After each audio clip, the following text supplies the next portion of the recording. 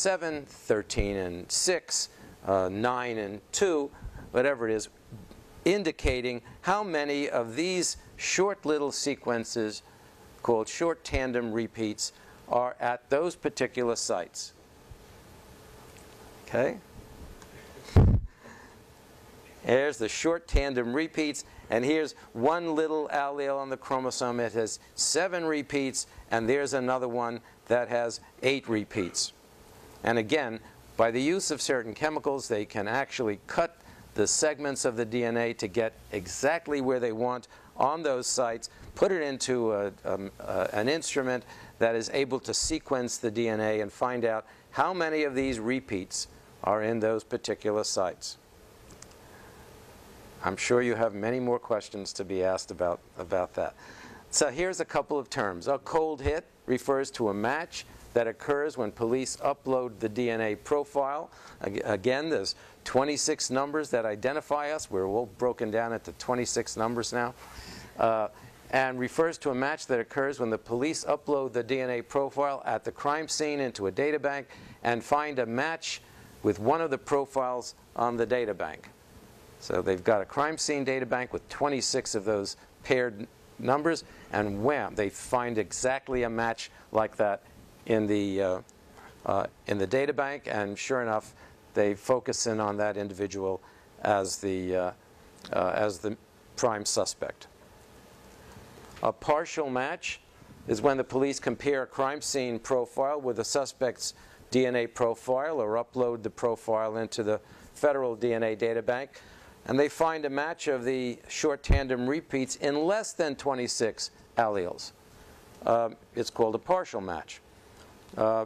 So they might think, well, maybe this is the suspect, maybe it isn't, maybe the suspect must be somebody close in the family.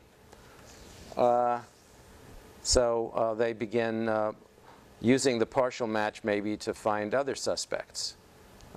Or maybe there's a partial match, and because they had some degraded DNA in the original crime scene material, and they didn't have all 26 alleles. Maybe they had 19, and there was a partial match because they only had 19. So that could still be the suspect that they're looking for. Or they might check in with the person's family because in theory I say, and to some degree, that's supported by evidence, the closer you are as a member of your family, the more likely you're going to have matches in these alleles. That doesn't mean you might have somebody way at the other end of the world who has a very close match, but usually family members have closer matches. A familial search, when police find a partial match between the crime scene DNA and the profile from a suspect, they may conclude that the crime scene DNA came from a family member of the person whose DNA profile was a partial match. So when they begin investigating the suspicion lists, there's no suspicion, family member of the person found to be a partial match, it's called a familial search. They're starting to look into the family of that individual. You probably heard the term DNA dragnets, which is a sweep by the police of all people in a community who meet certain minimal criteria of the crime suspect, like males between 18 and 35. So police seek samples from large numbers of people who live or work in the vicinity of the crime scene or fit a loose profile of the perpetrator. And in most countries that I know where they do this, it is voluntary, although everybody knows when you're approached by a policeman who's wearing guns and all that stuff, and he asks for things, I don't know, there's a boundary between voluntary and involuntary. It starts to break down, but those of you in criminal justice know that. That's why we have people who make false admissions, I guess. Surreptitious DNA collection. Sometimes the police dupe suspects into relinquishing their genetic identity by offering them a Coke during a routine interview and picking up the can for the DNA in the saliva. In the state of Washington, as a matter of fact, when police had a cold case that hadn't been solved for many years, and they didn't get a cold hit, they decided they wanted to get the DNA from the suspect that they had no evidence but just suspicion. And so the police created a law firm, you know, a rogue law firm with their names as the lawyers. And they sent this person a letter saying that they were going to represent them because the people were overcharged in their parking tickets. So the person got the letter. He said, well, I can get some money out of this. And he signed it, and he used his saliva to seal the envelope, and they got the DNA that way. Even though they violated the law in the state of Washington by pretending to be lawyers. And after all, if you're a lawyer, you're supposed to have confidentiality with your client. So it had all kinds of implications of creating this rogue law firm. Abandoned DNA is a term that's been used, is supposedly the DNA from any biological sample that is not on your body and not considered legally protected by your right to privacy, such as like things in your home. Somebody can't just come into your home and say, I want your DNA. But if you discard your cup, or, you know, what? Cigarette butt, or even exercise some kind of cough on, spit on the floor, or hair left somewhere with DNA in it, and somebody picks it up, in our society right now, you're not protected. Your information is not protected. I always felt that until they get the DNA of a famous person who's maybe running for president and splash it over the front page of the New York Post, they'll begin to realize that we do have an expectation of privacy about our genetic information. We just passed a federal law that said that our information should be protected from employers or from healthcare insurance companies, and so sometimes it's protected and sometimes it's not. And this is a case of the shoe rapist James Lloyd, who was convicted in 2006, and he was caught through familial searching. They identified 42 possible relations, and finally through a sister who had been convicted of drunk driving, and there's the shoes. I guess he was called the shoe rapist. And there are times when, you know, people are justifiably caught, and from some of these techniques. There's volunteer DNA on databases. Police ask people to voluntarily give up samples of their DNA for a profile. The databases made up of these profiles can be used to estimate the frequency of the short tandem repeats in different racial and ethnic populations. And that's important because you want to find out what's the probability that somebody's profile can be found elsewhere in the population. You know, how rare is it? And these voluntary DNA databases of perfectly of people who have not been convicted of any crime at all, not even charged of any crime, are then incorporated into offender databases. So they're all mixed together at times. And that suggests a very different, non-homogeneous database. And there's also arrestee DNA on databases. That is, people who are arrested but not charged or not convicted of any crime. When the National DNA Databank was first established, state and federal police departments, you couldn't load onto the database the profiles of individuals who were not convicted of a crime.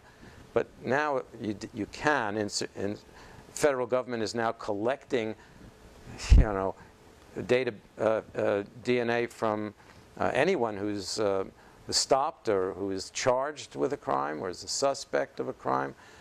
I wouldn't be surprised if in a few years they'll think of taking DNA for just traffic violations and just and then putting it on the National Data Bank. So again, we have a national data bank which is accessible through all the states, which has very different kinds of profiles on it, from people who are innocent, from people who are voluntarily gave up their DNA, and from people who are convicted of serious crimes. John Doe warrants, when the time for a specific crime has elapsed under the statute of limitations, that should say statute of limitations and not stature of limitations, and the police believe they have the suspect's DNA, the prosecutor may issue a John Doe warrant for the arrest of the individual who has a DNA profile, even though they don't know the person's name, they don't have any other clues about the person except this person's DNA. And this has held up in the courts in some cases, even as they don't know the name or physical characteristics of the individual. DNA has this kind of allure that it's so unique and so infallible that they're willing to give this John Doe warrant on the assumption that someday this DNA will reveal the person's identity. And this couple of more slides, the probability of a random match, that's a term that's used a lot in the courtroom. The random match probability is calculated when a match is found between two profiles. The question is this a coincidental match, or is the person matched really the person who left the DNA at the crime scene? So the random match provides an estimate of the probability that the match was a mere coincidence.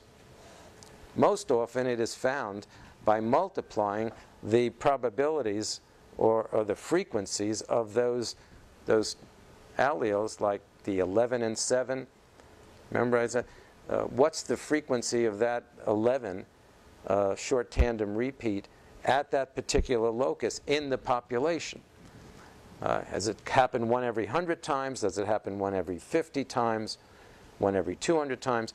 If you know the frequencies of those short tandem repeats in the population, and you take the assumption that these locuses or loci are independent, that they're not linked, then according to the theory of statistics, you can multiply these frequencies and get the probability of all 13 loci, 26 alleles, having a coincidental match in the population.